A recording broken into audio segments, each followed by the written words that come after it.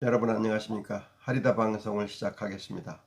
오늘은 예수 탄신을 기념하는 날입니다. 진실의 문제를 논의하기에 매우 좋은 날이라는 생각을 합니다. 만일 여러분이 예수가 진실한 사람이라고 생각한다면 그분의 말씀에 귀를 기울여야 할 것이고 그 말씀에 따라서 살려는 노력을 해야 할 것입니다. 만일 그분의 진실함을 따르지 않는 기독교인이 있다면 그는 무늬만 기독교인일 뿐 예수의 사람이라고 말할 수 없습니다. 오늘은 특별히 예수에 관한 진실성에 대해서 말씀을 나누고자 합니다.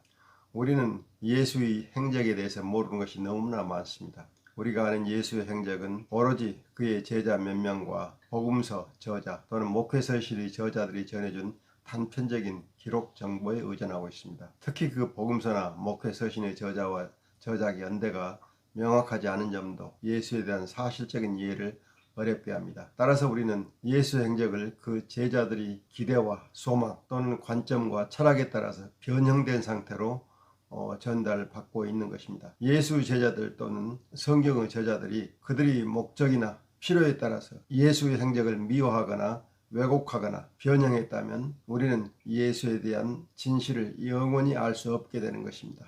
왜냐하면 예수에 대한 이야기는 오로지 성경에 적힌 것 외에는 없기 때문입니다. 내가 예수에 대한 진실을 논하려 하는 이유는 성경 기록에 적힌 예수의 행적에 물리적 원칙을 벗어난 초월적인 내용이 많이 있는데 이런 행적이 진리를 선포하기 위한 방편으로 이해되거나 사용되지 않고 전적으로 사실이라고 주장되고 또 받아들여져 왔기 때문입니다. 특히 이런 초월적인 행적이 예수를 신적인 존재로 받아들이는데 가장 중요한 기반이 되었기 때문에 만일 초월적인 행적을 부정한다면 기독교 신앙 자체가 마치 모래성처럼 무너지는 일이 벌어질 수 있게 되어 있죠. 그런 의미에서 예수에 대한 여러 가지 면에서 진실성을 논하고자 하는 것입니다.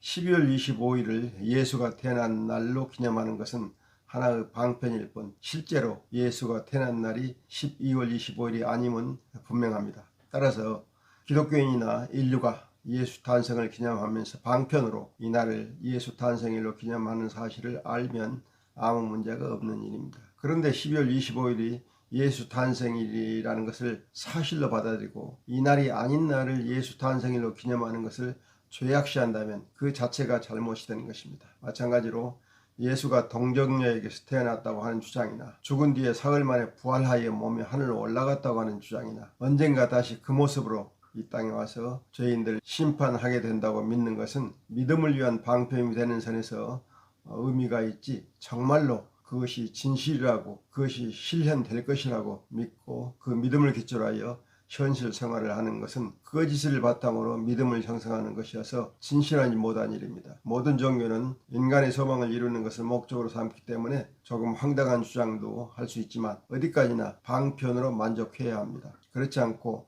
그 황당한 주장을 사실 또는 진실이라고 강변한다면 종교의 교리가 거짓 위에 형성되는 것이어서 하나님의 진실성을 위반하게 되는 것입니다.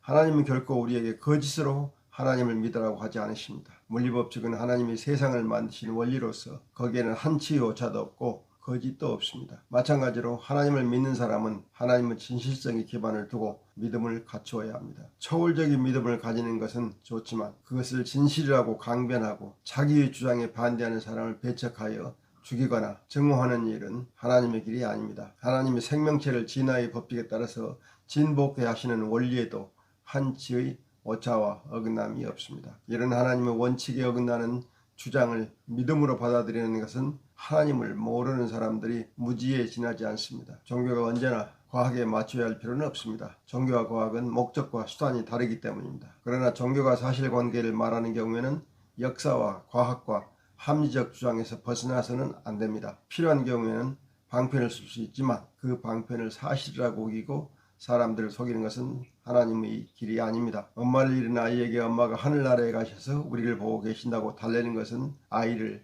기르기 위한 방편입니다. 아이가 공부 열심히 하면 엄마가 돌아오실 거라고 말하는 것도 아이를 기르기 위한 방편입니다. 이것을 방편으로 사용하지 않고 아이가 커서도 그렇게 믿으라고 강요하는 것은 거짓말을 아이에게 강요하는 것이어서 진실성을 위반하는 것입니다.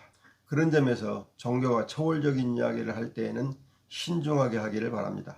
교인들은 초월적인 신앙, 다시 말하면 좀 유치한 믿음에서 벗어나 합리적인 믿음을 갖기를 원합니다. 그것이 종교가 하나님과 인간에게 짐이 되지 않는 길입니다. 오늘 말씀 이것으로 마치겠습니다. 끝까지 들어주신 여러분께 감사드립니다. 올해를 잘 마무리하시고 새해를 희망차게 맞으시기 바랍니다. 여러분 안녕히 계십시오.